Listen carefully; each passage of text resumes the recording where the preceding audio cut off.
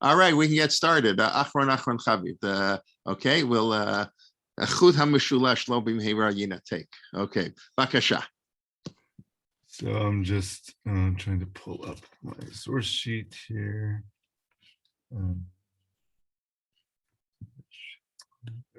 is happening more slowly today. I'm sorry, I have to dig up this file. So, in the meantime, so I guess last time we started talking about Moshe Rabenu, and we started talking about the signs that were given to Moshe Rabenu at the Sinai.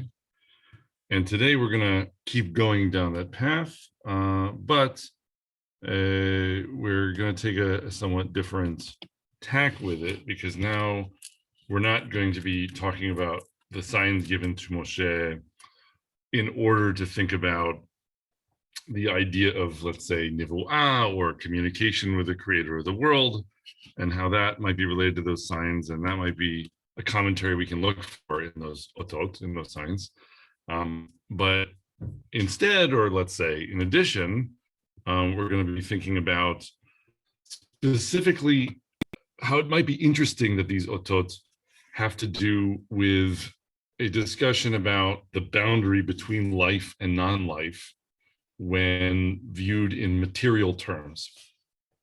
And I am like a broken record saying Shivim Panim Torah. There are lots of different ways that you can pull meaning out of the same psukim in Torah, or the same verses, and we don't try to settle on one of those meanings as being the one that finally matters or means something.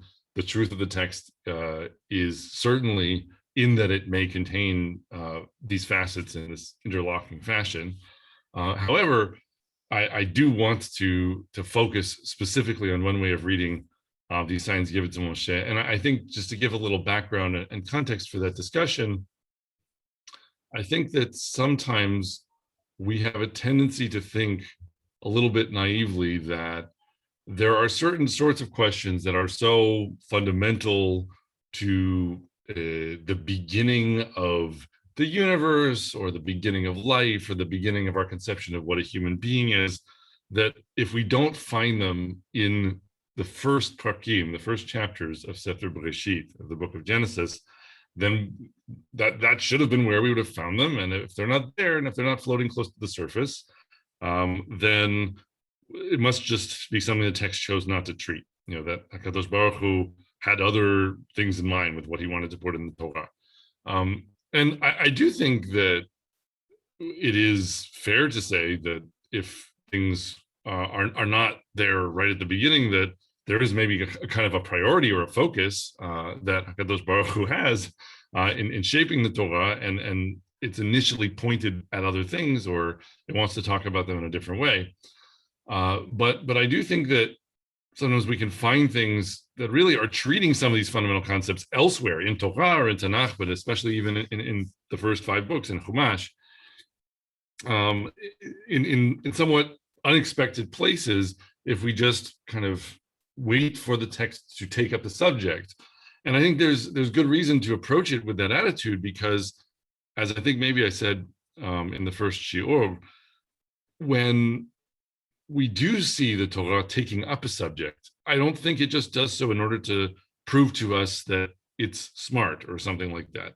It's only going to do that because it has a purpose in educating its reader as an Oved Hashem, as a servant of HaKadosh Baruch Hu, which means that it's not enough just to show the reader that there's some kind of appreciation of a way of looking at the world or understanding something.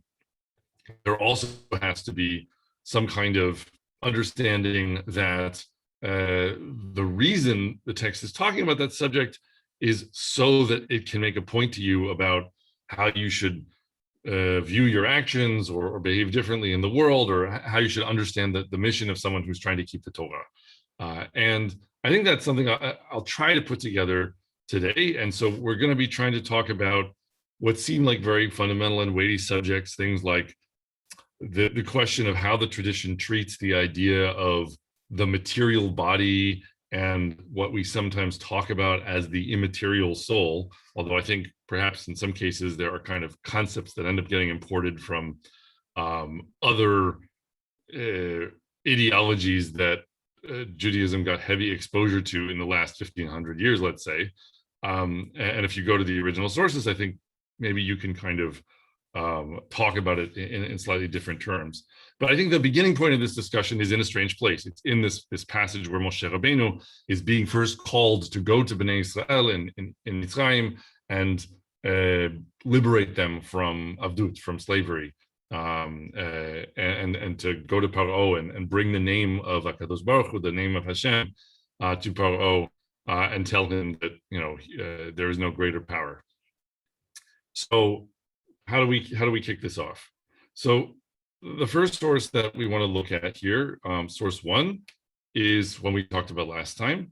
It's the first of three otot, the first of three signs that Hashem gives to Moshe when Moshe says, basically, how will these people believe me? What you're saying to me. So let's say I believe you, that you are who you say you are. You're the God of Avraham, Yitzchak, and Yaakov. You're the God of Abraham, Isaac, and Jacob, who is calling upon me to go as a liberator and take this people out of Mitzrayim. But why would they believe me? What can I show them that will convince them? And then these three otot, these three signs are given to Moshe. And the first one is take a rod or a staff, a mateh, that Moshe is holding. So Vayomer elav Adonai mazeh biyadecha vayomer mateh. Vayomer ashlicheo arza vayashlicheo arza vehi lenahash vayanos Moshe mepanav. So Hashem said to him, what is that in your hand? And he replied, a rod. He said, cast it on the ground. And he cast it on the ground and it became a snake. And Moshe recoiled from it. So that's the first oath. The second oath is that Moshe's skin becomes mitzorat kashaleg. He becomes a mitzorah, meaning, so this is now a very specific, a Torah-specific piece of terminology. A mitzorah is a kind of person who has a sort of a definition in Jewish law as defined by the Torah as having a problem with their skin that changes their status as far as Tumah and Tara, like impurity and purity, and their rituals and rules associated with where they can be and how they can become pure if they start off as being mitzorah and impure, etc. And so here the skin is described as, or at least his hand, which presumably the skin on his hand is described as being Torat Kashaleg. So that's the second sign. And it's a little more complicated. He puts it to his breast and then it becomes mitzorah, and he moves it back and forth, and it sort of toggles the tzarat. And lastly, there is, I'll skip over source 3 and go back. There's this sign in source 4 that you take the water of the Nile, you pour it on the ground, and it will become dam bayabeshet, right? So it's not just water, but it's the water specifically of Hayaor, which is the Nile River. So you should pour it on the ground or on the dry ground. Yavesh is dry, so it's focusing on the dryness of the earth, the lack of water. It'll become blood on the dry ground. So those are the three signs. And again, lots of different ways that you can run with this. They're incredibly rich, densely packed real estate in terms of concepts. The thing that we should focus on today is all of these otot, all of these signs, are in one way or another treating the subject of crossing the boundary between life and non-life. And maybe I would even go so far as to say, focusing on the kind of physical or material aspect of that transition. So if you look at the first ot, the first sign, you have a stick. The stick is dead. It's a rod. It's an inanimate object. It's in Moshe's hand, as we discussed last time. And then he throws it on the ground and it becomes a nachash, which is a living animal. And he's presumably recoiling from it, perhaps because it's sort of writhing around like a snake. And so it's not a dead snake, it's becoming a live snake that, is kind of scary. And so there is this transition from inanimate object in the hand to the sort of animated living creature. And that's a clear transition from life to non-life. Notwithstanding the fact that rods made of sticks are, formerly alive, but in any case, we're talking about sort of going backwards. We're going from something that's now lifeless to something that is living or full of life. The second sign is a little less obvious, but you can either build it out of the narrative or halachic background to tzaraat, or you can just kind of think about it in much more naive terms. So first of all, Moshe is a person, he's living, right? He's a living being. And what is the boundary of Moshe? The actual physical boundary of Moshe that separates him from his non-living surroundings, from the air around him, or some, rock that he's touching. It's his skin, right? The skin is the physical boundary of the living thing. Tzaraat is kind of a disruption or an anomaly in the boundary of the living thing. It's about changing of colors and sort of like shifting landscape of how things look. So it's an instability and an irregularity in a boundary between the living thing and its non-living surroundings. So again, it's about the boundary between life and non-life, and perhaps the ambiguity of that boundary, and even the evocation of the idea of snow is interesting here, because when you look at snowflakes, which are visible in some cases by eye, they have very ambiguous boundaries. They're very branched in an interesting way. The last sign is maybe the clearest, right? If you pour water on the dry ground, you don't get blood, you get mud. But there is something about this oath that's evoking the idea of mixing two things that you think of as being not alive, which is dry, dead earth and water from the river. You mix them together and somehow they become something that is the essence of life. It is the most basic thing that you think of as sort of suffusing the living whole, and that is blood. So all three of these otot, all three of these signs are in one way or another playing with the idea of a quite material notion of what it would be to undergo some kind of transition from being non-living to being living. And I'll say, as a background and as an aside, that in my professional, let's say, standing as a physicist, or in my explorations and research, in my capacity is the word I'm looking for as a physicist, this is a topic that I'm quite interested in. And it's probably why I noticed these things, and I will tell you some more things that I noticed in due course. But it's a subject you can research from the standpoint of science. You can think about questions like, if I have a bunch of marbles, so to speak, if I have a bunch of inanimate little hunks of matter that are clearly not alive, but they, stick together, and sometimes they kind of vibrate in different ways when you knock them, and you can push on them in different ways. What is going to be the set of physical conditions where that collective, that group of inanimate, uninteresting little clumps of, let's say, grains of sand or marbles or things you think of as being, utterly non-living, what's going to get them as a group to start behaving in a way where the whole starts to take on kind of the more complex behaviors of what you think of as being distinctive of life? Things like harvesting energy from your surroundings that's difficult to access, or things like acting in a way that accurately predicts a likely event in your future based on what you learned from what is likely in your past, or things like making copies of yourself. There are certain behaviors that are more distinctive of living things than others, and it may not be that any one of those behaviors uniquely picks out life, but you can certainly make a list that you very quickly say, well, rocks don't do that and fish do, or tables don't do that, but dogs do, etc. And you start to be able to say, all right, these are the distinctive behaviors of life. So purely as a scientific question, you can study the physics of how inanimate materials, based on the way that energy is flowing through them, might start to recapitulate what we think of as being distinctively lifelike behaviors. That's something that I've worked on over the years in the course of my research as a theoretical biophysicist.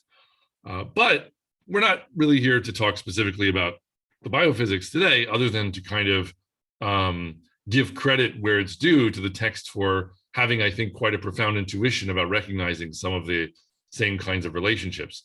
But I will say, I wrote a whole book about this, which is both about the physics and teaching about that, and also contains Divrei Torah, kind of like what I'm going to talk about today. And the title is Every Life is on Fire. And I'll mention it at the end of this talk, but if people are curious to explore that more, there's a way of doing that. But for this discussion, our point is going to be to try to pull things out of the text that we, as I said before, that really ultimately pertain to the mission of an Oved Hashem, which is not a question about physics. It's a question about why is Sefer Shmot trying to teach us this? Why would it take up this subject at all? What's the point? Because it's kind of an interesting philosophical question. Like, what is the difference between a living thing and the inanimate parts out of which it's made?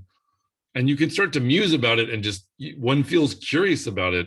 But at first it seems like, well, maybe we should just be focused on other things, right? Maybe we should focus on tachlis, like what should we do? How do we get the right things for Korban Pesach or Kiddush or what have you? Why would we want to muse about this subject? But I think it turns out to be quite an important thing to muse about, even specifically in the context of the narrative here, right? That Moshe is going to be sent to Paro, and he is going to be tasked with liberating a nation from slavery. And this discussion is not as unrelated to that mission as it might first seem, because if you think about the living being as a afar min ha'adama, right, dust of the earth, that's what the Torah actually in Sefer Bereshit, right at the beginning, talking about forming Adam, that we have a source further down, I believe, which I'll jump to.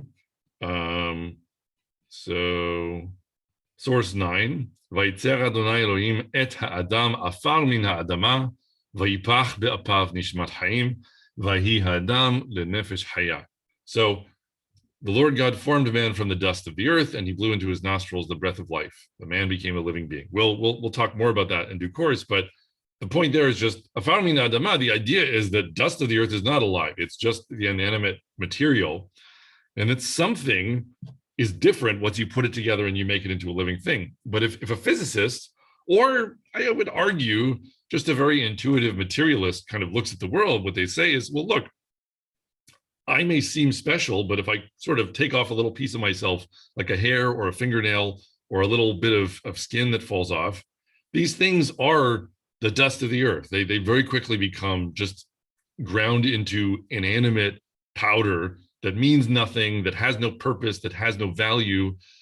And there is a temptation of a certain intellectual kind, and also a certain ideological kind for someone who has use of this way of thinking, to say, so maybe people are not anything other than just kind of fancy collections of inanimate materials. Maybe we shouldn't really see individual people as having any kind of separate special status.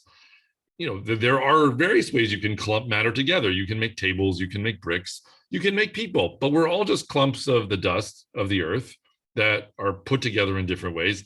And there isn't anything so special about animals or about people other than just they maybe jump around a little bit more, right?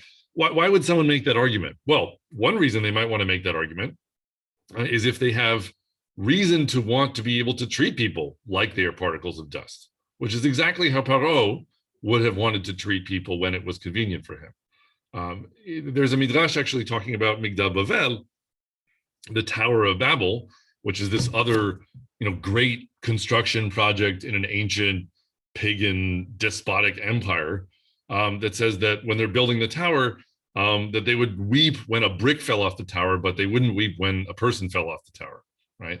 And I think that's kind of capturing the essence of the idea that when you make no distinction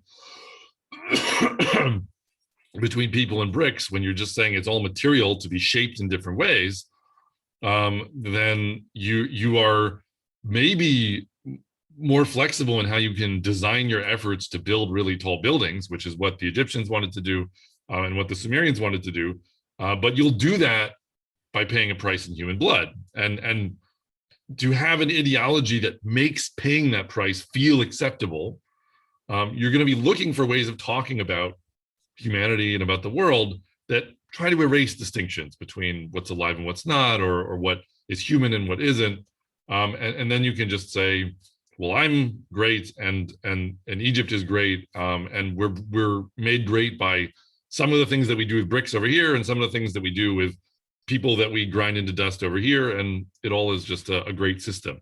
So I think that's part of the thing that we're kind of looking at in the background here, is that Moshe is presumably, if this subject is coming up, it's because part of what we're looking for is kind of an education in what HaKadosh Baruch Hu's rejoinder is to that nihilistic, anti-humanistic argument. That if we assume that Paro is sort of the Nietzsche of his age, so to speak, and is trying to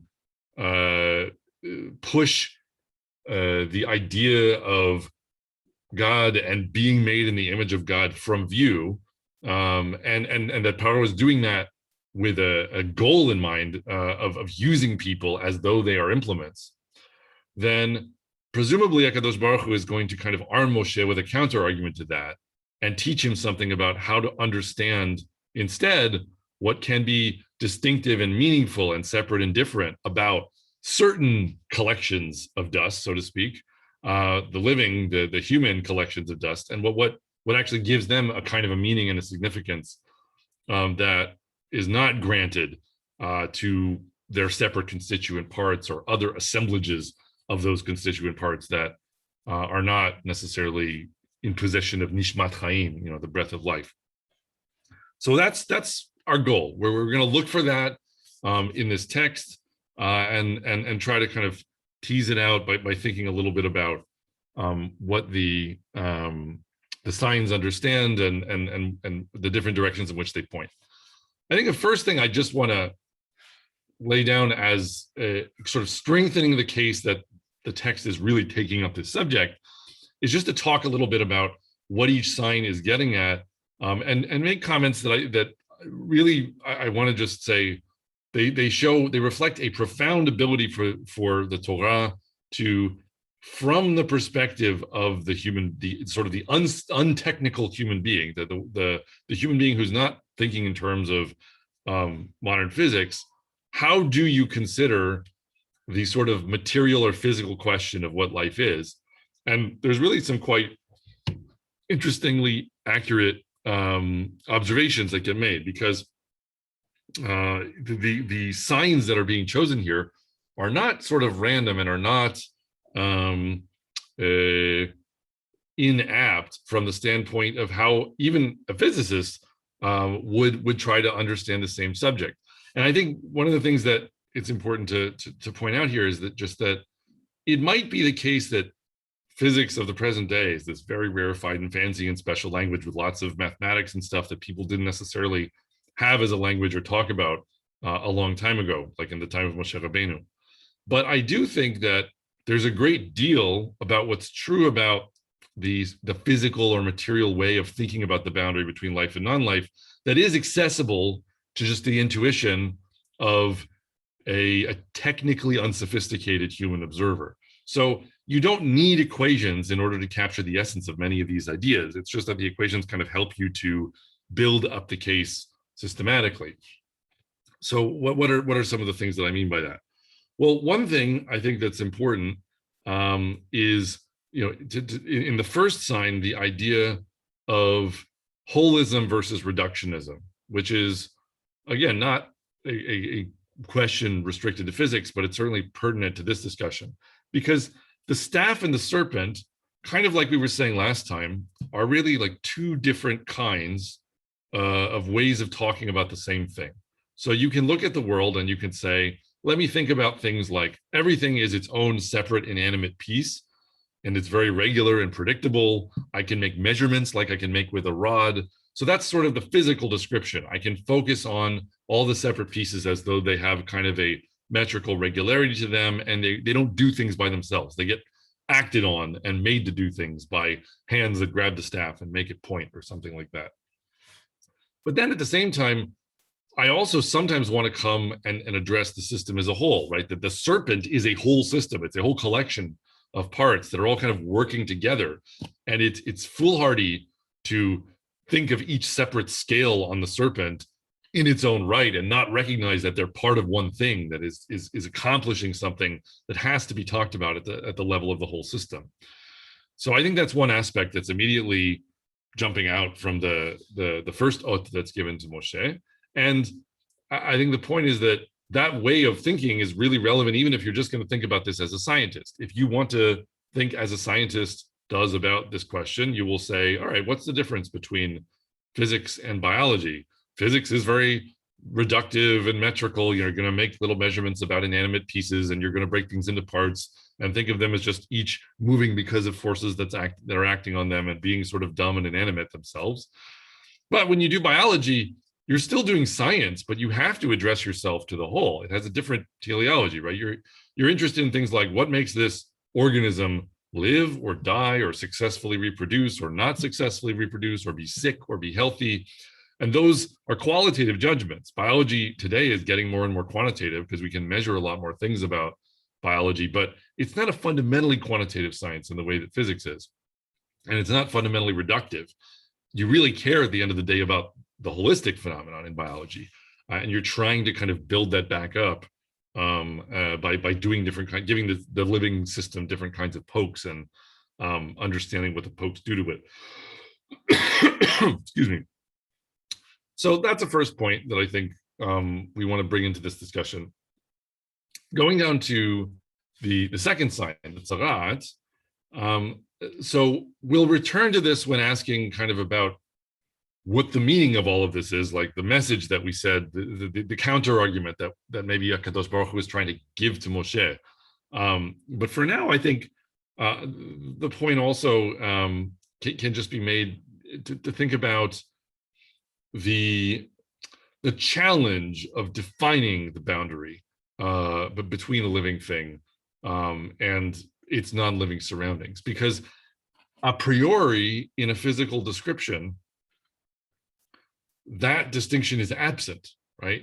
As a physicist, if I come to a collection of particles and I say, oh, they're all just kind of moving around and bumping into each other, I don't automatically recognize the distinction between the living thing and its surroundings because it's all just atoms, so to speak. And now it's easy for me to express that in the language of modern physics, but I also think that that's still very accessible to intuition, to recognize that there is a whole world and we have to make choices about how to recognize where the boundaries are between different parts of the world. And there are different ways of slicing up the world, so to speak, with different ways of classifying and talking about it. There's a great quotation actually from the very Judaic in his thinking philosopher Ludwig Wittgenstein, which is the borders of my language are the borders of my world. And that's kind of a 20th century philosophical way of getting at what I think is actually a very deeply and anciently Judaic idea, which is that the language that you develop for talking about something will, in a sense, be part of the completion of its creation. And you can essentially create the system differently by talking about it differently, because your choice of how to talk about it will make different decisions about where to draw boundaries between different things. Like, is an animal a part of the forest, or is the forest, the trees, and the animal just is a separate entity that can sort of pass in and out of the forest, right? There are different ways of describing systems, and whether they kind of include their parts or whether they're separated from them, and where we draw the boundaries, that can be a choice in language. And I think that's a thing that's being captured here by bringing up tzarat, because tzarat is, again, all about this kind of the anomaly in the boundary of the living thing. Like, where does this begin and where does it end? And once we recognize the challenge of defining that boundary, then we realize that we're sort of in the driver's seat. Like, we have the choice to make about how to approach a phenomenon in the world and say, here's where I draw this line, and I say, and it isn't always actually, a line in space, so to speak, but it's a here's how I perform an act of categorization. There's a wonderful passage in Rav Soloveitchik's Halachic Ban talking about how one approaches a pool of water and decides whether it's suitable for a mikveh. And I think the Rav really understood very intuitively and deeply how that is related in some sense to how a scientist has to develop a theory of like a physical theory of a system. That's an aside, but so I think the point here is that the Tzarat is bringing in the notion that really we have to choose when experiencing the phenomena of the world, how to talk about them. And we, by making different choices about how we talk about them, are going to actually, participate in the classification of the phenomena of the world and the setting of the boundaries. And that pertains also to a living thing, meaning that we have to admit at the outset the difference between what's alive and what's not, that you could make that kind of blurry if you wanted. You could make that ambiguous.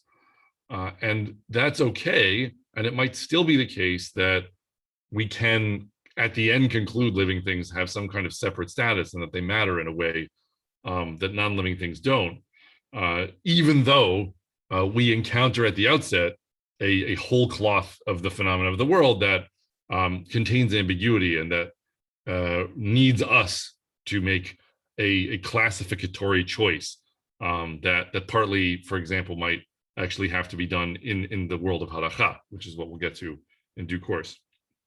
Halakha being Jewish law. So that's the second sign. The last sign, I think, is the one that most deeply evokes something that, to me, is remarkably cogent when you look at it from the perspective of how a physicist encounters living things and thinks about them physically. Because everything about, excuse me, what is interesting about living things from the standpoint of physics has to do with the kind of system that living things are. Living things are not just a crystal. They're not just a liquid. They're not just something that's sort of sitting at some temperature and having a very kind of regular and stable and what's called an equilibrium behavior. They're called non-equilibrium systems because they have matter and energy flowing into them in one form and leaving them in another form. And everything about their structure and the complexity of the way they behave and move and the way that they are shaped is connected with this process of flow of energy and matter. The fact that there's something flowing through this kind of conduit, and the way that it flows both shapes the system and also kind of sustains it and repairs it and enables the kinds of distinctive behaviors that we see that really have to be powered by the flow of energy.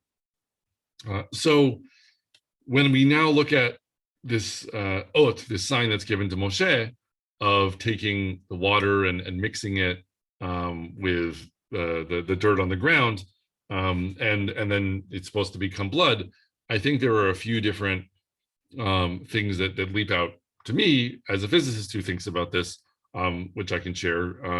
One of which is, first of all, that qualitative novelty can come just from putting together the same components in different ways, right? So mud is actually a great example of something where even if you just change how much water you mix with how much dirt, or you change how you mix them together and sort of what process, the process by which you introduce one to the other, you can get a lot of different kinds of things. You can make bricks out of mud that you sort of mix together that isn't so wet, and you shape it into a certain form, and then you fire it, and then you get something that's very hard and shaped a particular way.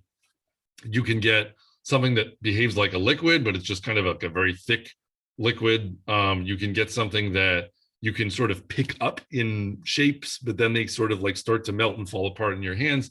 And it all just has to do with like putting the same things together in different ways. And so one thing that I think is clearly being recognized there is the notion that there's great potential in the novelty of combination, right? That just putting together the same pieces in different ways can accomplish completely different things. And it's not, the magic is not in some special essence that has to be introduced in one case, but is totally absent in the other. It's about context. It's about the way the different pieces are put together, the ratios in which they are present, how they're arranged with respect to each other, and the process by which they're produced. Jeremy. Yes. The sound got very static. I don't know what happened there for a moment, and it doesn't look like anybody's unmuted. So. Okay, are we okay now though? Can you hear me? Now right? that's better. Yes, it was just for a few seconds. I don't know what happened there, but okay. Thank you. Sorry. So So I'll just repeat, I was saying that there's different ways you can introduce these materials together, and they'll come up with different behaviors. So we have the potential for novelty of combination. And at the same time, also, I think it's quite remarkable that this ot, this sign, is not just about water. Get some water, doesn't matter from where, and mix it with the dirt from the dry ground. It's about a river. And what is a river? A river isn't just water, it's flowing water. It's water that is both about the transport of matter from one place to another. So matter is flowing in from one direction and flowing out in another direction. And also, it's about energy. It's about motion, right? All energy is just motion, or the potential for motion. And when you have a river, it's not just that it's water, it's that it's moving water. So you're mixing moving water with the dry earth. And what's remarkable about that is that it becomes, now we're told it becomes blood. And when you look at your actual body, you see these branched veins that are carrying blood through your body. And if you actually can cause water to flow through dirt and earth and sediment, and very easily produce these very highly complex looking branch structures that are not exactly the same things as the veins you see in your body, but it evokes that similarity as an image, which I think the text is capturing very well. The idea is that the fact that the water is flowing can shock you with the sudden complexity of a whole structure that can form, where the different parts have kind of a relationship to each other, because the flow of matter and energy through Earth gives you kind of enough of the physics that life is based on to give you that much complexity. Now, I'm not saying river deltas are as complex as living things, but they are sort of a talisman for that kind of complexity. And it's just a remarkably striking image that the text can bring to bear here by bringing in the idea of river, water, and earth, and then saying, okay, so there's a sense in which the same way that blood suffuses the living whole and connects it and gives you a whole thing that can't just be reduced to the sum of its parts, but is kind of a form and a structure where the whole thing is related to everything else in it. And that's what blood, is in a living thing. It's the liquid that connects every part of the living thing to every other part of the living thing, and evokes the whole. That you get that whole sense, that holism as well, from the idea of water flowing through sediment. You can actually observe this I think I saw a few years ago exactly this phenomenon just in the parking lot of a Beit Knesset in Newton, Massachusetts, because there was a rainstorm or something, and some water had flowed down a hill and washed some dirt sort of down a slope, and you just see, but there also are satellite views you can see, or aerial views from very high up, where whole systems of river flow, such as, for example, the Nile Delta, have this incredible branch structure to them that is kind of fractal, and where every piece is related to every other piece in a geometric pattern. So those are, in a sense, asides, because I think they're not 100% necessary in order for us to take from the text what we're trying to ultimately get from it today. But I think what's important is that it brings us this idea that there's a lot actually about the intuition of a human being encountering a living thing, realizing it's this kind of quintessence of dust, it's this collection of inanimate parts at some level, and sensing that there's something about how those parts are collected together, that even thinking in terms of different kinds of phenomena in the physical world, that we can make distinction. Like, so yes, it might be true that river deltas are not the same thing as living things, but they're more like living things in certain ways than just a rock that's sitting on a table. And that what that suggests to us is that we should be careful to recognize the possibility that there is something about what we think of as being distinctive about life, and perhaps distinctive about human life, that is really very much rooted in the specialness of the kind of material phenomenon that it is. Because I think what we're going to turn into now is this question of, the material nature of life versus what we sometimes talk about as the soul. And what I'm going to argue for is that I think both the Torah and really lots of other things in our tradition as well, they lean against the idea that there's this very easy notion of the living thing as the sort of simple, uncomplicated, and worthless material vessel, and all the specialness is in this kind of otherworldly, mystical insertion where you put the soul in, you pop it in, and now we have something really important and interesting, that ruach or spirit or whatever is what matters, and that's where the magic is, and the material is inconsequential. I think what I hear in this text instead is a very subtle recognition that there are things about what is very striking or distinctive about life that really arise from the material itself, and we shouldn't be rushing headlong into attributing everything that's sort of interesting or special about what living things are doing to something that exists in a non-material way. So how do we start building that up a little bit? So first of all, there's a source, a very peculiar source in Sefer Shmuel, which is about when David HaMelech conquers Yerushalayim from the Yebusim. He conquers Jerusalem from the Jebusites. And they have this sort of weird shouting match where they say, oh, well, you're not going to take the city because anyone, who attacks us, even the lame and blind will fight them. And so then David successfully conquers David, the city of David.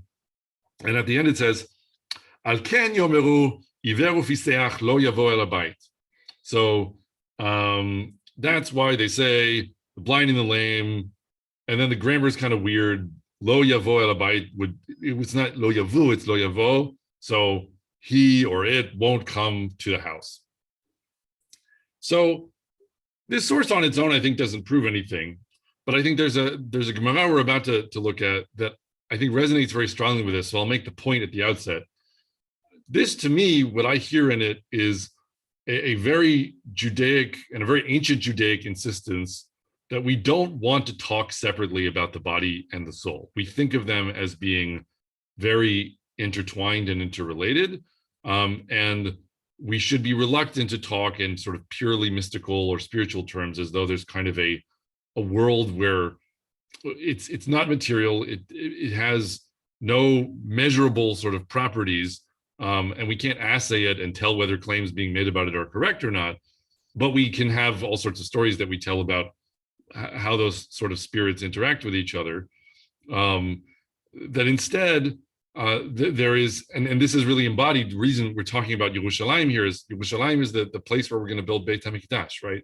Beit HaMikdash is the ultimate insistence, along with the Mishkan, that relationship to HaKadosh Baruch Hu is possible in a physical world, and it has to do with what you build in that physical world and how you assemble its parts in a way that produces a certain relationship. So the Mishkan, the tabernacle, and the temple is not a Mishkan unless you take all of these materials and all of these things that could be assembled into lots of different structures, and you put it together in a particular way, and that structure becomes the basis of relationship because of the context of how all these pieces are put together and what meaning that produces. And I think that the essence of that idea is that you're not going to separate the soul from the body. You're going to have a body that is alive and active, and that the soul is the way that you talk about the complexity of context and meaning that animates the actions of the body. So why does this text have to do with that? What does it have to do with the blind and the lame? So there's this wonderful source in Masechet Sanhedrin, which I'm not sure whether it's being quoted here in that context. Yeah, I think it is. So it may also appear elsewhere, there's a Mishnah that says that anyone who says that Tchiyat Metim, the resurrection of the dead, doesn't appear in Chumash, in the 5 books of Moses, is a heretic, which of course is kind of a tough one because it is hard to find a verse that seems to pertain to that. But then there's this subsequent discussion between Yehuda Nasi and Antoninus, who is this kind of philosopher Roman emperor character that appears in the Talmud, where they're talking about different things to do with, the resurrection of the dead and the meaning of life and the boundary between life and non-life. And one of the things that they talk about is the soul and the body. And so Yehuda Nasi makes a parable. Antoninus makes a parable to Yehuda Nasi, talking about the body and soul, where he talks about the idea of a king who asks 2 people to guard his garden. He asks a blind man and a lame person to guard his garden. And he does that because, or his orchard actually, he does that because he thinks that each of them will be incapable of robbing him. And so they'll just be good guards, but they won't be able to steal the fruit themselves. But then, of course, these 2 gentlemen get to conspiring, and they realize that if the lame man rides on the shoulders of the blind man, then they actually can steal from the garden. So they do so. And then afterwards, they claim that they couldn't possibly have been the criminals, right? They can't be the culprit because the lame person says, do I have any legs with which I would be able to walk and take the figs? And the blind man says, do I have any eyes with which I would be able to see the way to the figs? And so what does HaKadosh Baruch Hu do, or what does the king do here in this case? He puts the blind man on top of the shoulders of the lame man and he judges them together, right? And that's supposed to be how we understand the way that HaKadosh Baruch Hu judges us, that he doesn't judge our souls and he doesn't judge our bodies. He judges us soul and body together. And that is the whole that is worthy of judgment, because each of these concepts, if we try to construct the idea of a body without a soul, if we try to construct the idea of a soul without a body, we're going to kind of fall short of capturing what the whole is capable of and why it matters. And I think that that's a theme that you actually see running all over in especially the most ancient sources that we have in Chumash, in Tanakh, in the Gemara. I know there's a whole lot of stuff, especially in the Gemara, and some of it I think sounds sometimes very much like it's about ghosts and spirits. I find every source that I have ever heard of that tries to treat these subjects, if you look carefully, it's actually very, very precisely constructed. So it is not giving you an easy way of just talking about the soul like it's magic in a bottle. It is a much more complicated thing to try to discuss what might be meant by a soul that is not connected with a body that possesses that soul. So the question is the soul a separate thing? And is it, in that case, a material thing or an immaterial thing? And in that case, if it's an immaterial thing, what is such a thing as an immaterial thing, and why does it matter? And how could it matter? You can pose that series of questions.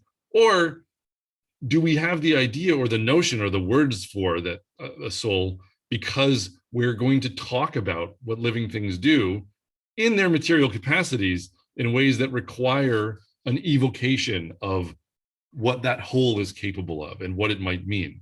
And one thing I just like to point out along these lines is that if you think about all the different words we use for kind of spiritual stuff in Hebrew that come from the tradition, they all are extremely material and rooted in the idea of a physical substrate. And you always maybe could be talking about something that we also think of as being more purely material. Ruach is both spirit and also wind. Nishama is both maybe a word for soul, but also breath, right? Nefesh is another word for soul, but we're told in source 10 that the nefesh is blood. That what we're talking about with nefesh is it's the idea of the holistic connection of the body that the blood represents. So nefesh is like blood, neshama is like breath, literally like that. And you can just keep going like this. Anything you think of, Hevel, I'm wondering if I'm missing another one, if someone can think of it. But each example like this, it's both steam or something maybe that's like a little more kind of abstract and can sound spiritual. And I'd even say that it's interesting that Chazal, in their notion of the intellect, they don't talk about the head or the brain, they talk about the heart. And why is that important? And really that's the lashon of the Torah itself. The Torah talks about people saying things in their heart. The heart is actually audible, right? You can just listen to someone's heart and you learn things about how they're feeling, because if they're excited, their heart beats faster or something like that. So it's this whole idea of you don't develop a language for talking about the internal life of the human being that doesn't have a kind of a physical or measurable or observable testimony in the world. And I think the reluctance to separate these two concepts and allow them to exist as things to be talked about, one without the other, is a very strong theme that I would draw all the way through Chumash and Tanakh, and into the teachings of our sages in the Talmud as well. So what is the bottom line of that?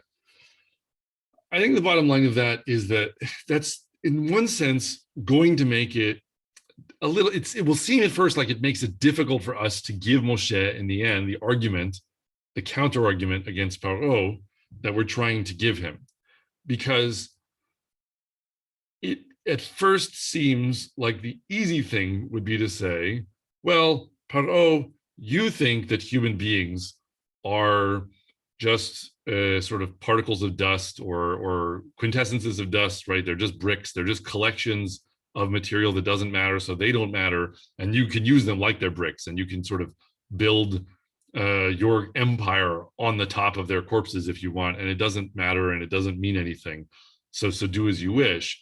But you're wrong, and the reason you're wrong is that actually these bodies have immortal souls, and souls are what makes them so special, that they contain this separate spiritual immaterial substance that automatically imbues each of them with meaning. And at first it sounds like, okay, well, we've solved the problem, because that is a claim about the world that would give life, human life especially, separate status from let's say bricks or whatever else, except that it's very exposed to attack. And I think it's ultimately a very Christian or perhaps also Islamic idea. And to the degree that you hear thinking like this in Yahadut, I would argue it's sort of seeped in over the last 1,500 years or so from constant exposure to ideological systems that are more to the hilt on board with this way of thinking. But I think a counter argument from Paro, which is also, I think, maybe one that Chazal would agree with, is, what is this thing that you're talking about that automatically confers meaning on a body which is just a collection of particles of dust, so to speak? What does it do in the world to give that meaning? Like, if it isn't something that we actually can sort of measure or observe and interact with, then how does it have the power to confer meaning? What is its role in the thing that it's a part of? Because all we ultimately usually mean when we say the soul has left the body or vice versa is it's like whether you're alive or not, right? So we're really just talking, in a sense, about being a living thing or being the remnants of a living thing. But if a living thing is alive, lots of non-living things move and have stuff flowing into them and out of them like a river. So we haven't really solved the problem of what the soul does to give that special status, and it becomes very kind of curious and questionable how we're supposed to make that argument stick. So I obviously left a big question to the last few minutes, and so we're not going to resolve this all today. I think it's much better to try to say one brief point and leave it at that, rather than pretend to address this question in 20 minutes without actually having fully done so, because it's a very big question. But I do think that the signs that are being given to Moshe really do mean to try to point us in the right direction for this discussion. Now, why do I say that? I think that the linchpin actually is the tzarat. That when we go back to tzarat, we encounter in tzarat, in this anomaly in the skin of a person, which Moshe has in these signs that are being given to him. It's the ultimate, let's say, legal fiction as reality. When I say fiction, I don't mean that really that it's fiction and therefore it's not real. What I mean more so is that it's a legal construction that becomes reality because of the way we treat it. Meaning that it is, on the one hand, about the physical characterization of the body and even its boundary. And on the other hand, it isn't a dermatological phenomenon. It's not, by definition, an objective phenomenon. It is only a phenomenon that can be characterized by the Kohen, as we see here, by the priest here in source 11. And also, it's not a material property. And maybe the best evidence of this is that in tzarat, if a person has tzarat that erupts on their skin and is of a certain color, but it spreads to cover the whole body, they don't have tzarat anymore by definition. Right? Mitzorah, it's somehow about ambiguity or contest in the color of the skin. But if it spreads to cover the whole body, then by definition, they no longer have tzarat. And so it's not actually, in a sense, about like some substance spreading through their skin. It's about a rule that we create that defines how a Kohen, how a priest may perceive and judge tzarat or not. And I think what this gets back to is it's very much more like, let's say, divorce or murder than it is like a doctor, measuring whether someone has a certain mutation in their genome or a physicist weighing them on a scale. It's a procedural definition that creates a framework of meaning, and then that framework of meaning is something that people can participate in, and it ends up affecting their behavior. So the same way that divorce, the same way that murder pertains to, in one sense, things that happen in the world, and that happen in the physical world, and even that pertain to biology, right? Because murder is about someone who died. But in another sense, they have a definition that lives in a legal framework and is ultimately about obligations for people to behave certain ways, and ultimately is about the judgments of people about right and wrong, or whether someone should be separated from the group and things like that. Tzarat has that same kind of property, and what it's pointing us to, I think, is that ultimately, if we're looking for meaning in the separate status of the living thing, this isn't meaning that we should be looking for in it like it's a physical property or like it's some other sort of measurable property, like you could stick a thermometer in that detects a soul, and then if it has a soul, then it means something and it matters. Instead, the idea, which I think the Torah is presenting to us and is giving to Moshe as this counter argument to Paro, is that the frameworks of meaning that we commit to as a brit, right, that these are the things that confer separate meaning and status to life. So it isn't the case that we are going to ask a physicist whether they can prove ultimately whether life matters or not by making some kind of judgment about its material properties. And it's fine to admit that life is, in one sense, built out of material things. But there still is the question of whether in our activities, whether we're building a mishkan, and whether we're building a tabernacle in the temple, or whether we are engaging in a procedure that identifies colorations on people's skin as having status with respect to tumah and tara, impurity, or not, that those activities and laws and judgments that we commit to, they create a framework of meaning that ultimately can make human life something different than the material out of which it is built. So I fully acknowledge that, that is a very brief attempt at grappling with something that we should consider, one of the hardest problems to take on. But that's what comes at me out of the text that we've been considering. And I think it ultimately, I think the answer has to be something like this because of how strongly I hear the Hebrew prophets and our sages inveighing against the idea of a spirituality which has a magical and separate immaterial status that is unconnected from the physical substrate to which it is meant to be connected and with which it is meant to be judged. So I know I just ran over a bit, but I'm happy to stay around and look through the chat at questions. Also, if people want to make any audio comments, I'm going to start reading through the chat now, but if people also want to jump in and comment, I'm fine with that too. So let's see. Isn't the difference between inanimate and alive gods blowing the breath into the inanimate? What does the Talmud and Tanakh say about the breath? So the short answer to the last part of the question is I think it's a subject that gets referred to a huge number of times in different contexts. And so it's hard to sort of summarize all of that. But I think the relevant thing with the idea of Vayipach be'apav, that Hashem blew the breath of life into man's nostrils, that there's something about encounter and relationship that is being evoked there, meaning that to the degree that the motion of air in and out of the nostrils of a living human being is something we should call the breath of life, as opposed to just some other motions of air that could be happening.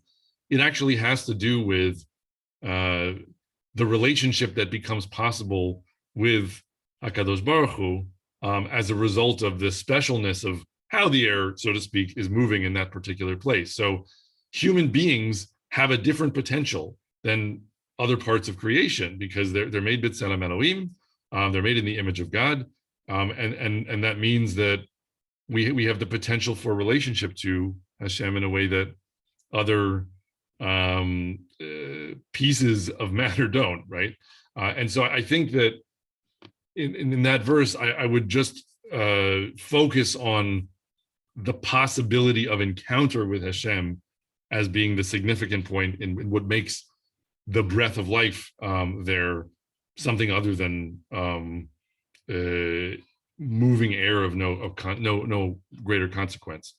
River deltas and tributaries are inanimate analog to the human system of veins and arteries, is a comment. Yeah, so, and I think you can't strain that too much because obviously veins and arteries don't emerge in living things because of the flow of liquid through sediment or something like that. So it's much more just visually evocative than anything else. But I do think at another level, the notion of energy and matter flowing as being something that drives that complexity and also being able to perceive about one's own body that that's true, there's another level of parallelism there. And actually, we seem to have gotten through the comments. So Thank you. I've enjoyed this very much, and I've appreciated so much all the comments and feedback. It's been really fun to get to do this. Thank you very much. Yasher koach. Okay, all the best. We appreciate it, and really something a little different than our typical sort of more standard type of shirim. It's really a pleasure to hear you share your talents with us. So thank you very much on behalf of everybody. Okay. All right, everybody. Next class tomorrow night, Dr. Sokolow, 8 o'clock. How Tanakh was put together. Parsha Shir, 8:30 p.m. Thursday night. Rav Aviyad Tabori, and then Friday morning, 9 a.m. my Shir on the Siddur. Okay, we'll look forward to learning with you, and invite a friend, and everybody be well and be safe, be well, be healthy, and all good things. Okay, have a good day, everybody. Laila Tov.